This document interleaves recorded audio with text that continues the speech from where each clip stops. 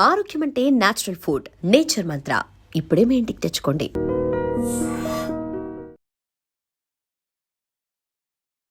నమస్తే, నేను Kavitha. Welcome to I dream. కుటుంబ కథా చిత్రాలతో మహిళా ప్రేక్షకులకి దగ్గరైనటువంటి అందాల నటుడు శోభన్ బాబు కెరీర్‌లోనే ఆల్ టైమ్ హైతో బిగ్గెస్ట్ బ్లాక్ బస్టర్ హిట్ అయినటువంటి 'సోగ్గాడు' 50 ఏళ్ళు కంప్లీట్ చేసుకుంది. డిసెంబర్ 19న స్వర్ణోత్సవాలను కూడా జరుపుకుంది. యాక్చువల్‌గా 'సోగ్గాడు' గురించి అంత గొప్పగా ఎందుకు చెప్పుకోవాలి? మనతో పాటుగా ఉన్నారు senior journalist and film critic Bharadwaj గారు. సార్ నమస్తే. నమస్తే అండి. సో 'సోగ్గాడు' సినిమా 50 ఏళ్ళు కంప్లీట్ చేసుకుంది. ఒక స్వర్ణోత్సవాలు జరుపుకుంటోంది. సో సినీ ఇండస్ట్రీ అంతా కదిలి వచ్చింది. సెలబ్రేట్ చేసుకున్నారు. 'సోగ్గాడు' అంటే మీకేం గుర్తొస్తుంది సార్? అంటే 'శోభన్ బాబు' గారి కెరియర్‌లో అదొక దసరా బుల్లోడు. ఓకే. అంటే 'దసరా బుల్లోడు' అనే సినిమాకి, ఈ సినిమాకి ఒక లింక్ ఉంది. హ్మ్. ఆ లింక్ ఏంటంటే 'ద్రోహి' అని ఒక సినిమా సురేష్ మూవీస్ బ్యానర్‌లో రిలీజ్ అయింది. ఆ సినిమాకి డైరెక్టర్ బాపయ్య గారు. అవును. బాపయ్య గారి మొదటి సినిమా అది. ఆ సినిమా రిలీజ్ అయిన సమయంలోనే 'దసరా బుల్లోడు' కూడా రిలీజ్ అయింది. హ్మ్. అంటే ఆ 2 సంక్రాంతికి రిలీజ్ అయినాయి. 'దసరా బుల్లోడు' అనే సినిమా సంక్రాంతికి రిలీజ్ అయ్యి దసరా వరకు ఆడింది. ఓకే. హ్మ్. అంటే చాలా బిగ్గెస్ట్ హిట్ అది. అక్కినేని నాగేశ్వరరావు గారి కెరియర్‌లో అప్పటికి హైయెస్ట్ గ్రాసర్ అది. 9, 10 నెలల పాటు ఆడింది అలాగే. ఆడింది. హ్మ్. అయితే దాదాపుగా అలాంటి విజయాన్ని బాపయ్య గారికి, అంటే బాపయ్య గారి సినిమా ఫెయిల్ అయింది. అది మొదటి సినిమా. హ్మ్. ఈ 'పల్లెటూరి' సినిమా మీద రిలీజ్ అయ్యి ఫెయిల్ అయింది. ఫ్లాప్ అయింది సినిమా. హ్మ్. బాపయ్య గారు అలాంటి పల్లెటూరి కథతో ఒక అద్భుతమైన విజయాన్ని చూసాడు మళ్ళీ. 'సోగ్గాడు' అనేటువంటి సినిమా రూపంలో. హ్మ్. అంటే ఈ సినిమా అసలు బాపయ్య గారిని నమ్మి ఎలా ఇచ్చారు ఈ ప్రాజెక్టు అనేది కూడా ఓ సందేహం. రామానాయుడు గారు ఎప్పుడూ కూడా డైరెక్టర్ తీయగలడా లేదా అనేది ఒకటే చూసేవాడు తప్ప, హ్మ్. అంతకు ముందు సినిమా అతనికి హిట్ ఉందా, ఫ్లాప్ ఉందా, ఈ గొడవలోకి వెళ్ళేవాడు కాదు.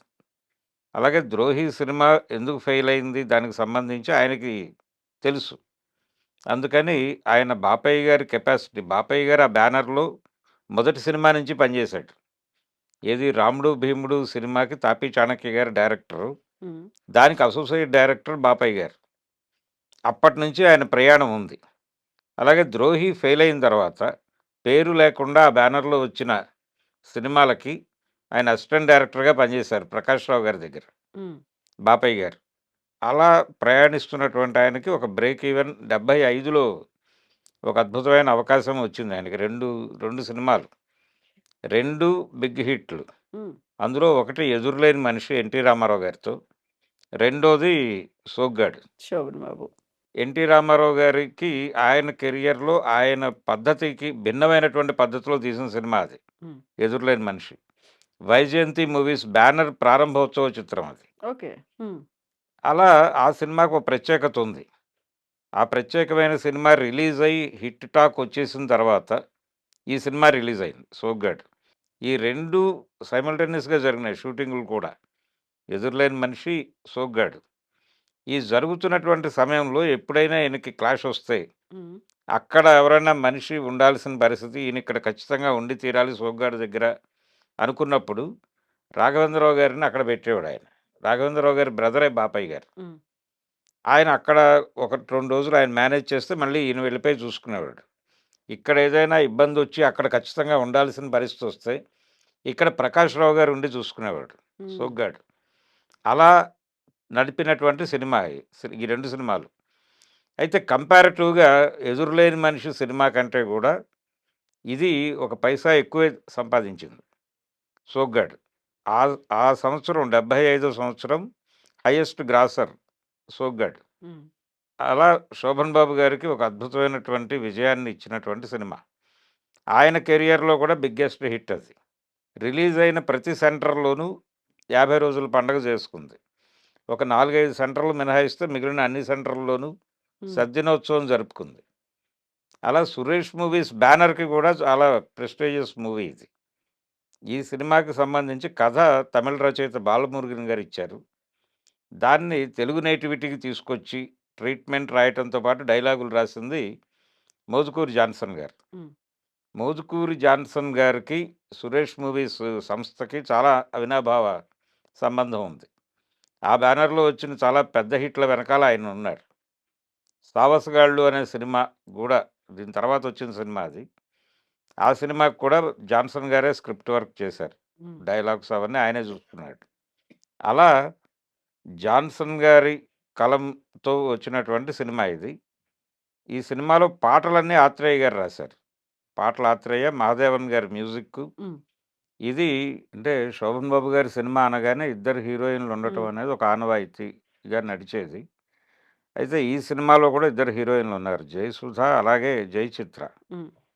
'జయచిత్ర'తో ఒక అనుబంధం ఉంది. అది నిజానికి ఆవిడకి అంతకుముందే 'సురేష్ మూవీస్‌లో' ఒక సినిమా చేయాలావిడ. 'అమ్మాయిల శపథం' అనే సినిమా వచ్చింది ఆ హ్మ్. బ్యానర్‌లో. హ్మ్. ఆ సినిమాలో అడిగారావిడని. అప్పటికి తమిళ్‌లో యాక్ట్ చేస్తోంది తను. అడిగినప్పుడు డేట్స్ క్లాష్ అయినాయి. కుదరలేదు. తను ఆ సినిమాలో చేయలేకపోయింది. లక్ష్మి యాక్ట్ చేసిందక్కడ. ఆ! ఆ సినిమాలో కోల్పోయిన క్యారెక్టరు అంటే మళ్ళీ వీళ్ళు అప్రోచ్ అయ్యారు ఈ సినిమా కోసం. హ్మ్. 'సోగ్గాడు' కోసం ఆవిడ ఓకే జెప్పింది. అలా వచ్చినప్పుడు 'శోభన్ బాబు' గారికి పరిచయం చేశారట ఆవిడని.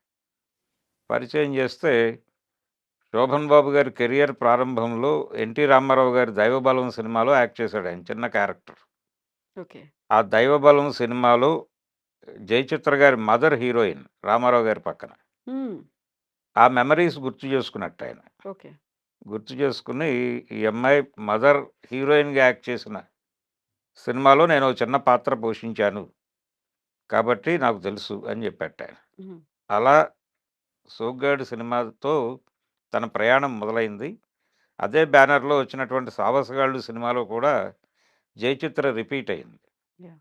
అలా ఆవిడ ప్రయాణం 'సురేష్ మూవీస్‌తో' కొనసాగటం. 'శోభన్ బాబు' గారికి పల్లెటూరి తరహా అంటే టోటల్ మాసీ క్యారెక్టర్ ఇది. ఆయన క్యారెక్టర్ పేరు 'సోగ్గాడు శోభనాద్రి.' 'శోభనాద్రి.' ఆ శోభనాద్రి ఆయన ఒరిజినల్ పేరు ఉప్పు శోభనా చలపతిరావు. అవి అలా మ్యాచ్ చేసుకుంటూ వెళ్లారు. హ్మ్. అలా సెట్ అయిపోయి ఆయన 'సోగ్గాడు శోభనాద్రి' అనగానే ఆయన గుర్తొచ్చే పరిస్థితి. అప్పటి వరకు ఈ గ్రామీణ నేపథ్యం, పంచకట్టు సినిమాలు అవి 'ఎన్టీ రామారావు' గారికి వర్కౌట్ అయ్యేవి. 'నాగేశ్వరరావు' గారికి నాగేశ్వరరావు. వర్కౌట్ అయ్యేవి. 'కృష్ణ' గారికి వర్కౌట్ అయ్యేవి. వీళ్ళ జనరేషన్‌లో. హ్మ్. 'శోభన్ బాబు' గారికి ఇంత పెద్ద హిట్ రావటం అనేది ఈ సినిమాతో మొదలైంది. అలా 'జయసుధ' క్యారెక్టర్ ఇందులో అంటే బంధువే. కానీ ఆ అమ్మాయి ఇతను పల్లెటూరి బయటు తను చదువుకుంటూ ఉంటుంది పట్టణంలో. చదువుకుంటోంది కాబట్టి ఇతనికి ఇవ్వటం ఇష్టం ఉండదు. జయసుధ తండ్రి అల్లు రామలింగయ్య చేసాడు ఆ క్యారెక్టరు. వద్దనుకున్న తర్వాత తను సిటీకొస్తాడు. సిటీకొచ్చిన సందర్భంలో తను ఇంట్లో ప్రాబ్లమ్స్‌తో బయటకొచ్చేసుంటుంది జయచిత్ర. బయటకొచ్చినప్పుడు తనకి షెల్టర్ ఇవ్వటం అనే ప్రోగ్రామ్‌లో భాగంగా తనకు ఆశ్రయం కల్పిస్తూ పెళ్లి చేసుకుంటాడు. అలా నడుస్తుంది కథ. గ్రామీణ రాజకీయాలు, దాంతో పాటు కుటుంబ రాజకీయాలు హ్మ్. ఇవన్నీ కలగలిసి అంటే రామానాయుడు గారి బ్యానర్‌లో అంతకుముందొచ్చిన చాలా సినిమాల ప్రభావం కనిపిస్తుంది దీనిలో. పర్టిక్యులర్‌గా comedy track, comedy track 'Nagesh' మీద నడిపించిన కామెడీ ట్రాక్ విపరీతంగా కనెక్ట్ అయింది జనాలకి ఆ రోజుల్లో. యాహ్! అంటే ఇతను పట్టణానికొచ్చిన తర్వాత ఎలా మోసపోతాడు అనేది ఒక భాగం అయితే, తను నెమ్మదిగా అర్థం చేసుకుంటాడు దీన్ని. అర్థం చేసుకొని ఎలా తిప్పికొట్టాడు అనేది చాలా ట్రాన్స్‌ఫార్మ్ అవ్వడం అంతా. ట్రాన్స్‌ఫార్మ్ ఇమ్మీడియేట్‌గా, హ్మ్. ఇమ్మీడియేట్‌గా అర్థం చేసుకుంటాడు. దీనిలో రకరకాల మన సాహిత్యంలో కనబడేటువంటి సంఘటనలను కూడా చాలా వాడుకున్నారు సినిమాలో. 'బారిస్టర్ పార్వతీశం' నవలలో నుంచి కూడా 2, 3 సీన్‌లు వాడేశారు దీనిలో. హ్మ్. అందులో ఒకటి ఈయన ట్రైన్ ఎక్కి ఆ సామాను ఎక్కడ పెట్టాలో తెలీదు. ట్రైన్‌లో రిజర్వ్డ్ కంపార్ట్మెంట్లు ఇలా ఉంటాయని కూడా తెలీదు. ఏదో కంపార్ట్మెంట్ ఎక్కేస్తాడు. అది రిజర్వ్డ్ కంపార్ట్మెంట్ అంటే ఒప్పుకోడు ఈయన కన్విన్స్ కాడు. రెండోది తన సామాను ఎక్కడ పెట్టాలో తెలియక దాన్ని తీసుకెళ్ళి చైన్‌కి కడతాడు. అది ఆగిపోతుంది. ట్రైన్ ఆగిపోతుంది. ఇలాంటి సీన్‌లు తర్వాత ఆ తర్వాత పాపులారిటీలోకొచ్చినటువంటి "నీ పేరేమిటి?" అని అడుగుతాడు గిరిబాబుని. "ప్రసాదు" అంటాడాయన. అంటే "ప్రభుత్వ సారాయి దుకాణమా?" అంటాడు. అలాంటి డైలాగులు. హ్మ్. ఇవన్నీ జనాలకి బాగా కనెక్ట్ అయినాయి. మ్యూజికల్‌గా కూడా చాలా పెద్ద హిట్ ఆ సినిమా.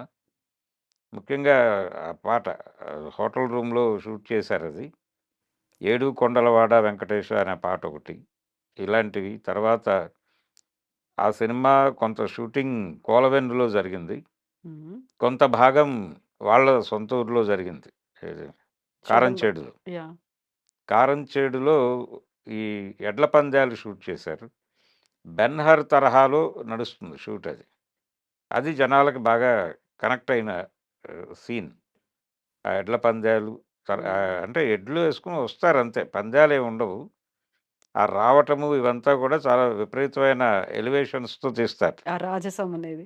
అదంతా అయిపోయిన తర్వాత కబడ్డీ పోటీల్లో పాల్గొంటాడాయన. ఆ కబడ్డీ పోటీలు ఇవన్నీ జనాల్ని బాగా కనెక్ట్ చేసినాయి సినిమాతో. రూరల్ ఏరియా జనాలందరూ తమను తాము చూసుకున్నారు ఆ క్యారెక్టర్‌లో.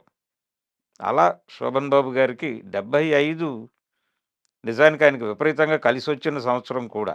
హ్మ్. చాలా మంచి హిట్స్ వచ్చినటువంటి సంవత్సరం అది ఆయనకి.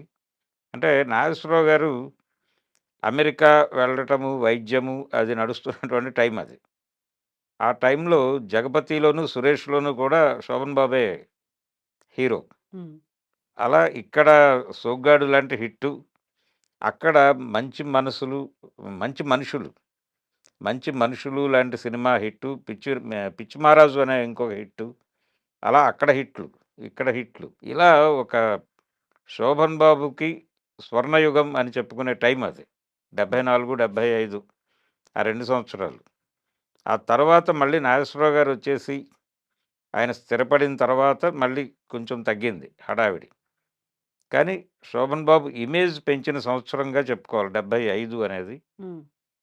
ఆ తర్వాత ఈ సినిమా సురేష్ మూవీస్ బ్యానర్‌లో ఒక అంటే అవసరమైన సమయంలో ఒక పెద్ద హిట్ వస్తూ వచ్చింది వాళ్ళకి మొదటి నుంచి. 'రాముడు, భీముడు' ఆ తర్వాత మధ్యలో 2, 3 సినిమాలు దెబ్బతిన్న తర్వాత 'ప్రేమ్ నగర్' అనే సినిమా నిలబెట్టింది ఆ సంస్థని. ఆ తర్వాత 'సోగ్గాడు' అనే సినిమా ఒక 2 ఫ్లాపుల తర్వాత నిలబెట్టిన పరిస్థితి. 'సోగ్గాడు' తర్వాత మళ్ళీ అలా ఆదుకున్న పరిస్థితి 'దేవత' సినిమాతో వచ్చింది. హ్మ్. శోభన్ బాబే.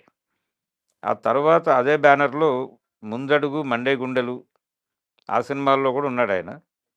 శోభన్ బాబు గారు హీరోగా చెయ్యకూడదు అని నిర్ణయం తీసుకున్న తర్వాత అంటే నటనకి గుడ్ బై చెప్పేయాలి అనుకున్నాడాయన. ఒక రిటైర్మెంట్ ప్రకటిద్దాం అని. రిటైర్మెంట్ ప్రకటించాలి అనుకున్నప్పుడు ఆయన చెప్పిన రీజన్ ఏంటంటే, ఏదో క్యారెక్టర్‌కి పిలుస్తారు, వెడతాము. కానీ హీరో గారు అని పిలిచినప్పుడు నేను లేస్తాను. పక్కనుండే ఇంకో హీరో కూడా లేస్తాడు. హ్మ్. ఎందుకొచ్చిన గొడవ మానేస్తే పోతుంది కదా అనుకుంటున్నానని చెప్పాడట. పరుచూరి గోపాలకృష్ణ గారు చెప్తూ ఉంటాడది. అలా అనుకుని ఆయన నెమ్మదిగా దూరమైపోయారు. దూరమైపోయాడు. దూరమైపోయిన తర్వాత ఆయన్ని కనెక్ట్ చేసినటువంటి కథ 'సర్పయాగం.' అవును. అది కూడా దీనిలోనే ఇదే బ్యానర్‌లో వచ్చింది. సురేష్ మూవీస్ బ్యానర్‌లోనే. అలా సురేష్ మూవీస్ బ్యానర్‌తో ఆయనకు ఒక ప్రత్యేకమైన అనుబంధం ఉంది. అలాగే 'ఎంకీ నాయుడు బావ' అనే సినిమా ఒకటి చేశాడాయన. రూరల్ బ్యాక్ డ్రాప్‌లోనే సురేష్ మూవీస్‌కి. హ్మ్. వాణిశ్రీ గారు హీరోయిన్. ఈయన హీరో. ఆ సినిమా పెద్దగా నడవలేదు కానీ, శోభన్ బాబు గారు విగ్గు లేకుండా నటించాడు ఆ సినిమాలో. అదొక ప్రత్యేకత ఆ సినిమాకి. ఇదే టీమ్ దాదాపు పనిచేసింది ఆ సినిమాకి. కానీ అది వర్కౌట్ అవ్వల. బోయిన సుబ్బారావు గారు డైరెక్టర్. హ్మ్. డైరెక్టర్ ఒకడే మార్పు. మిగిలిన టీమ్ అంతా ఇదే. జాన్సన్ గారు వీళ్ళందరూ ఉన్నారు. కానీ ఎందువలనో ఆ సినిమా ఆశించిన స్థాయి విజయాన్నయితే అందుకోలేదు. అంటే నాగేశ్వరరావు గారితో 'ప్రేమ్ నగర్' అనే హిట్ తీసిన తర్వాత సురేష్ మూవీస్‌లోనే, దాసరి గారి రైజ్ ఆయన చాలా రైజ్‌లో ఉన్న టైంలో 'ప్రేమ మందిరం' అని తీశారు. అవును. నాగేశ్వరరావు గారిని పెట్టి. అది కూడా ఆశించిన ఫలితం ఇవ్వలేదు. అలాగే 'సోగ్గాడిని' రిపీట్ చేస్తూ తీసినటువంటి హ్మ్. 'ఎంకీ నాయుడు బావ' కూడా సరైన విజయం అందుకోలేదు. శోభన్ బాబు గారి మీద మాస్ క్యారెక్టర్‌లు వర్కౌట్ అవుతాయి అని ప్రూవ్ చేసిన సినిమాల్లో ఇదొకటి. 'మానవుడు దానవుడు' ఒకటి. 'మానవుడు దానవుడులో' జగన్ అని ఒక క్యారెక్టర్ ఉంటుంది. 2 క్యారెక్టర్లుగా కనిపిస్తాడాయన. హ్మ్. కానీ పగలు ఒకలాగా, రాత్రి ఒకలాగా ఒకడే ఉంటున్నాడనేది చివరిలో తెలుస్తుంది. కానీ ఆ జగన్ అనే క్యారెక్టర్‌లో ఆయన మేనరిజమ్స్ అవన్నీ కూడా జనాలకి విపరీతంగా కనెక్ట్ అయినాయి. అలా దాని తాలూకా ఛాయలు కూడా ఈ క్యారెక్టర్ మీద కనిపిస్తుంది. హ్మ్. ఈ సోగ్గాడు శోభనాద్రి క్యారెక్టర్ మీద. అలా శోభన్ బాబు గారికి మెమరబుల్ హిట్ సినిమా అది 'సోగ్గాడు.' అయితే నిన్న జరిగినటువంటి ఫంక్షను, ఈ హడావిడి, ఈ 50 ఇయర్స్ చేయటము, ఇది ఈ లెవెల్ ఈవెంట్స్ చేయటం అనేది వాళ్ళకి ఆనవాయితీ అయితే కాదు సురేష్ మూవీస్‌కి. ఓ చిన్న సెలబ్రేషన్ చేసుకుంటారు. అవును. అంతవరకే. రాముడు, భీముడు అప్పుడు కూడా చేశారు. 'ప్రేమ్ నగర్' అప్పుడు కూడా చేశారు. కానీ ఈ లెవెల్ హడావిడి కాదు. కానీ దీనికి కొంచెం ఎక్కువ హడావిడి జరిగింది కారణం 'శోభన్ బాబు' గారి అభిమానులు. 50 ఏళ్ళు వాళ్ళు అయినప్పటికీ కూడా. అంటే ఇక్కడ విచిత్రమైన విషయం ఏంటంటేనండి ఆయన చనిపోయి దాదాపు 13 సంవత్సరాలయిపోయింది. ఆయన నటన మానేసి ఇంకా హ్మ్. ఎక్కువ టైం అయింది. అంటే అవును. దాదాపు 30 ఏళ్ళు ఆయన తెలుగు తెరకి అవును. దూరంగా ఉన్నాడు. అయినప్పటికీ ఆయన అభిమానులు ఈ రోజుకి ఆయనతో కనెక్ట్ అయి ఉన్నారు. వాళ్ళ వాట్సాప్ గ్రూపులున్నాయి. హ్మ్. ఆ గ్రూపుల్లో ప్రతిరోజు ఆ రోజు ఆయన లైఫ్‌లో ఉన్న విశేషం ఏమిటనేది వాళ్ళు ఓకే. పెడుతూ ఉంటారు. హ్మ్. అలాగే 'శోభన్ బాబు' గారి విగ్రహాలు విజయవాడలోను, వైజాగ్‌లోను, రాజమండ్రిలోను ఆ విగ్రహాలు పెట్టటము. 'శోభన్ బాబు' గారు అభిమానుల్లో బతికున్నాడాయన. హ్మ్. నిరంతరం వాళ్ళు రెగ్యులర్‌గా కలుస్తూ ఉంటారు. ప్రతి 6 నెలలకి రాజమండ్రిలో గాని, వైజాగ్‌లో గాని, విజయవాడలో గాని కలుస్తారు వాళ్ళు. హ్మ్. కలిసి భవిష్యత్తు కార్యక్రమాల గురించి మాట్లాడుకుంటారు. ఓకే. ఇంత ఆర్గనైజ్డ్‌గా ఉన్నటువంటి అభిమానులు ఇంకో హీరోకి కనిపించరు. అంతే అందరు హీరోలకి అభిమానులున్నారు. నిన్నెవరో 'ఎన్టీ రామారావు' గారి అభిమాని చనిపోతే వాళ్ళ ఫ్యామిలీ మెంబర్స్ వెళ్లారు. రామారావు గారి ఫ్యామిలీ హ్మ్. మెంబర్స్ వాళ్ళ పిల్లలు వాళ్ళు. ఇలాంటి సందర్భాలుంటాయి గానీ, 'శోభన్ బాబు' గారి అభిమానులు ప్రత్యేకమే. వాళ్ళు 'శోభన్ బాబు' గురించి ఎవరైనా ఎక్కడైనా మాట్లాడినా వాళ్ళు గమనిస్తారు. గమనించి వాళ్ళతో కాంటాక్ట్‌లోకి వెళ్ళి హ్మ్. మాట్లాడే ప్రయత్నం జేస్తారు. అంటే, మీరు ఫలానా రోజు ఫలానా సినిమా గురించి మాట్లాడారు. దానిలో మా దగ్గరున్న డీటెయిల్స్ ఇవి అని చెప్పి వాళ్ళు షేర్ జేసుకుంటారు. ఒక లైబ్రరీ లాగా హ్మ్. ఉన్నారు హ్మ్. వాళ్ళు. హ్మ్. ఆర్గనైజ్డ్‌గా ఉంటారు. హ్మ్. నేను రాజమండ్రిలో కలిసాను ఒకాయన్ని. 'శోభన్ బాబు' గారి అభిమాని. ఆయన రియల్ ఎస్టేట్ బిజినెస్‌లో ఉన్నాడు. అక్కడ బిల్డరు. హ్మ్. శ్రీనివాస్ ఆయన పేరు. నిన్న ఫంక్షన్ నిర్వాహకుల్లో గూడా ఉన్నాడాయన. ఓకే. ఆయన, ఆయన ఆఫీస్ నిండా 'శోభన్ బాబు' గారి ఓహ్! స్టిల్సే. హ్మ్. అలా ఇప్పటికి అక్కడ మీటింగ్ జరుగుతుంది వాళ్ళది. ప్రతి 3 నెలలకి అక్కడ జరుగుతుంది. తర్వాత వైజాగ్‌లో త్రినాథ్ అని ఒకాయనున్నాడు. అక్కడ, అక్కడ ఒక మీటింగ్ జరుగుతుంది. వీళ్ళ సంవత్సరంలో ఒకసారి అక్కడ, ఒక క్వార్టర్ ఇక్కడ, హ్మ్. ఒకటి విజయవాడ. విజయవాడ తర్వాత ఇక్కడ హైదరాబాద్‌లో గూడా ఉన్నారు. ఇక్కడ ఇలా వాళ్ళు ఆ మీటింగులకొచ్చినప్పుడల్లా లోకల్ ప్రెస్‌ని కలుస్తారు. కలిసి ఆ మీటింగ్‌లో వాళ్ళు తీసుకున్న నిర్ణయాలు తెలియజేస్తారు. హ్మ్. ఇలా ఒక ఆర్గనైజ్డ్‌గా ఇప్పటికీ నడవటం అనేది ఒక విచిత్రం. వాళ్ళు సురేష్ బాబు గారిని ప్రెజరైజ్ చేశారు ఒక రకంగా. దీన్ని గ్రాండ్‌గా చేద్దాం మేముంటాం వెనకాల. హ్మ్. మీరు మిగిలిన వ్యవహారాలు మీరు చూసుకోండి. నిర్వహణ పరమైనటువంటి వ్యవహారాలన్నీ మేము చూసుకుంటాం అని వాళ్ళు నిలబడ్డారు. అలాగే వీళ్ళకి సురేష్ బాబు గారితో పాటు 'రాశి మూవీస్' నరసింహారావు గారు విపరీతమైన మద్దతిచ్చారు. అలాగే 'కెఎస్ రామారావు' గారు. యాహ్! వీళ్ళందరూ సపోర్ట్‌గా నిలబడి 'శోభన్ బాబు' గారి కోసం చేసినటువంటి ఈవెంట్ అది. 'సోగ్గాడు 50 ఏళ్ల' ఇది హ్మ్. స్వర్ణోత్సవం. స్వర్ణోత్సవం. ఈ స్వర్ణోత్సవం అనేది చాలా అరుదైన సందర్భం. 'శోభన్ బాబు' గారి అభిమానుల్ని ప్రత్యేకంగా మాట్లాడుకోవాలి ఈ సందర్భంగా. హ్మ్. అంత కల్ట్ ఫ్యాన్స్ కలిగినటువంటి హీరో ఆయన. అలా నటుడిగా ఆయన ఏ ఇంపాక్ట్ ఏసాడు ఇండస్ట్రీ మీద అంటే ఇదే. వీళ్ళని చూస్తే అంటే అందులో ఆ శ్రీనివాస్ గారు చెప్పేవాడు. మీరు రియల్ ఎస్టేట్‌లోకి ఎలా వచ్చారంటే 'దేవత' సినిమా షూటింగ్ జరుగుతూ ఉండగా ఈయన ఆయన్ని కలిసాడు. ఈయనప్పుడు కాలేజీ ఓకే. గోయింగ్. హ్మ్. కలిస్తే ఎందుకు అనవసరంగా కాలేజీ మానేసి షూటింగులకొచ్చారు. సినిమా థియేటర్‌లో ఎలాగో చూస్తారు గదా! ఇక్కడ మీకు ప్రత్యేకంగా దొరికే ఎంటర్‌టైన్‌మెంట్ ఏమి ఉండదు. ఈ రోజంతా కలిపి 2 సీన్‌లు తీస్తారిక్కడ. మీరు ఊరికనే అలా ఎండలో పడి ఉండటం వెళ్ళిపో నువ్వు ఇక్కడ ఉండొద్దు హ్మ్. అని చెప్తే ఏంటి ఇంత ప్రాక్టికల్‌గా మాట్లాడుతున్నాడు ఈయన అనుకున్నట్టతను. ఆ తర్వాత కలిసినప్పుడు చెప్పాడట. నెమ్మదిగా బిజినెస్‌లోకొచ్చేసేయి. ల్యాండ్ బిజినెస్‌లోకి రా బావుంటుంది ఈ ఏరియా ఓకే. హ్మ్. అని. అలా ఆయన దగ్గర నుంచి రకరకాల కెరియర్ గైడెన్స్ కూడా తీసుకుని వీళ్ళు జీవితాల్లో స్థిరపడ్డారు. ఆ స్థిరపడటానికి కారణం ఆయన కాబట్టి, ఒక రకంగా ఫాదర్‌కి ఇచ్చేటువంటి రెస్పెక్ట్ ఇవ్వటం చూశాను నేను. అంత కనెక్టివిటీ సాధించటం అభిమానుల్లో అంతగా వాళ్ళ హృదయాల్లో నిండిపోవటం అనేది శోభన్ బాబు గారి గొప్పతనం. హ్మ్. అది ఒక ప్రత్యేకమైనటువంటి పరిస్థితి. ఆ! చాలా సార్లు ఆశ్చర్యమేస్తుంది. వాళ్ళ గ్రూప్స్‌లో చూస్తే వాళ్ళ మాట్లాడుకునేవి. అంటే హ్మ్. ఎంత మైన్యూట్‌గా ఉంటారంటేనండి వాళ్ళు. 'మోసగాళ్ళకి మోసగాడు' జనరల్‌గా మొదటి కౌబాయ్ సినిమాగా చెప్పుకుంటాం మనం. అవును. కానీ దీనికంటే 2 నెలల ముందు శోభన్ బాబు గారు కూడా కౌబాయ్ గెటప్ వేసినటువంటి సినిమా ఒకటి రిలీజ్ అయింది. 'దెబ్బ ముఠా దొంగల ముఠా' అని అవును. డిఎల్ నారాయణ గారి సినిమా అది. ఆ సినిమా గురించి మాట్లాడకుండా మీరు 'మోసగాళ్ళకి మోసగాడు' గురించే ఎలా మాట్లాడతారు అని అడిగారు నన్ను వాళ్ళు హ్మ్. హ్మ్. ఓసారి. అంత కీన్ అబ్జర్వేషను అంత ఇది హ్మ్. అంత డేటా ఉంటుంది వాళ్ళ దగ్గర. అలాంటి అభిమానులు నిర్వహించినటువంటి సెలబ్రేషన్ నిన్న మనం స్వర్ణోత్సవం. స్వర్ణోత్సవం. హ్మ్. దాదాపుగా సినిమాలో అంటే ఉన్నవాళ్ళు వాళ్ళిద్దరూ వచ్చారు. హీరోయిన్‌లు 'జయసుధ' గారు, అలాగే 'జయచిత్ర' గారు. ఆవిడ వచ్చి తన గురించి, ఆ సినిమాతో తనకున్న అటాచ్‌మెంట్ గురించి మాట్లాడటం. 'జయసుధ' గారు, ఆవిడ 'శోభన్ బాబు' గారితో అత్యధిక సినిమాలు చేసినటువంటి హీరోయిన్. హ్మ్. ఆవిడ తన ఎక్స్‌పీరియన్సెస్ మాట్లాడటం, అలాగే డైరెక్టర్లు 'రేలంగి నరసింహారావు' గారు, వీళ్ళందరూ కలిసి ఆ ఈవెంట్‌ని చాలా గ్రాండ్‌గా మార్చారు. ఒక బిగ్ స్కేల్ ఈవెంట్‌గా మారిందది. సురేష్ మూవీస్ వాళ్ళకి ఇదొక అంటే ఇప్పుడు నెక్స్టు ఏ సినిమా 50 సంవత్సరాలైనా గాని ఇలా చేయాల్సినటువంటి ఓ పరిస్థితి. ఒక మైలురాయిలాగా పెట్టేసుకున్నారక్కడ. మైలురాయిలాగా నిలబడిపోయిందిది. అలాగే ఆయన విడిగా చాలా ఇంటర్వ్యూస్ ఇచ్చాడు హ్మ్. సురేష్ బాబు గారు.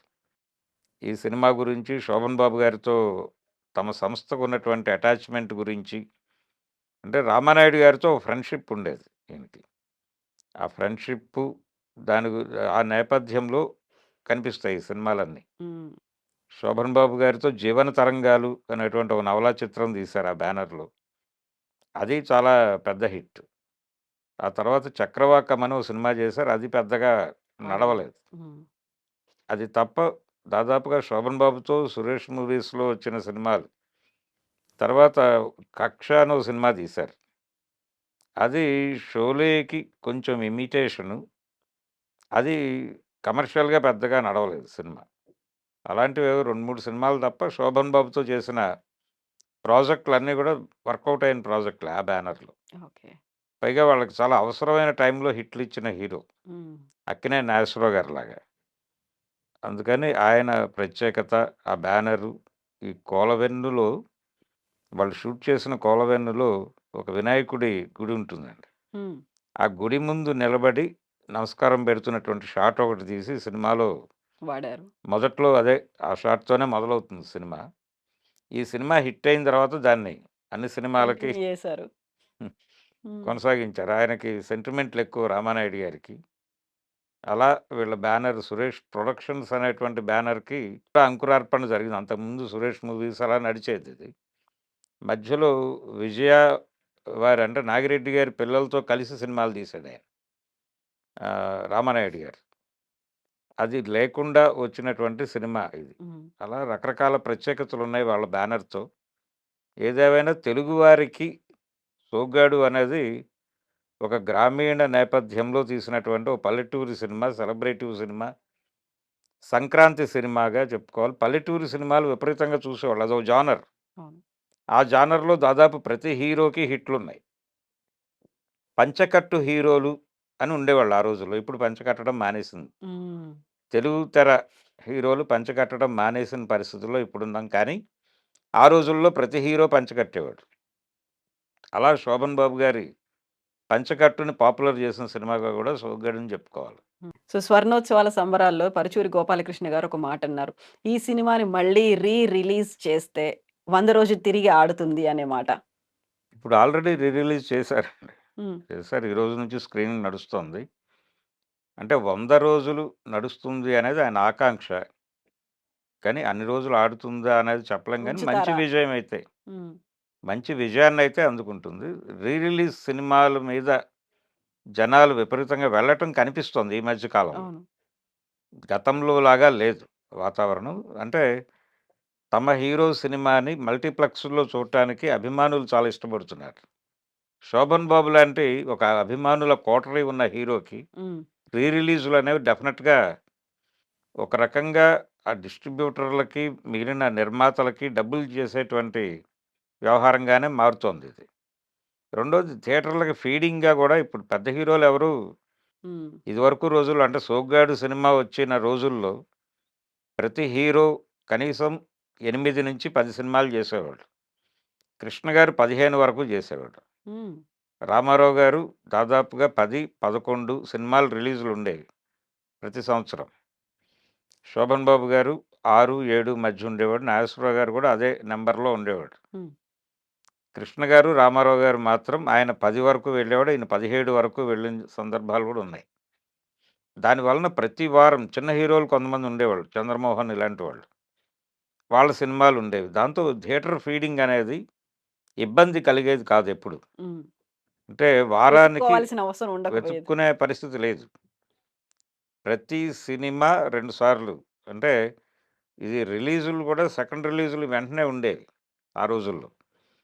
అంటే బి సెంటర్‌లు, సి సెంటర్‌లు చుట్టేసొచ్చిన తర్వాత మళ్ళీ ఏ సెంటర్‌లో రీ రిలీజ్ చేసేవాళ్ళు. హ్మ్.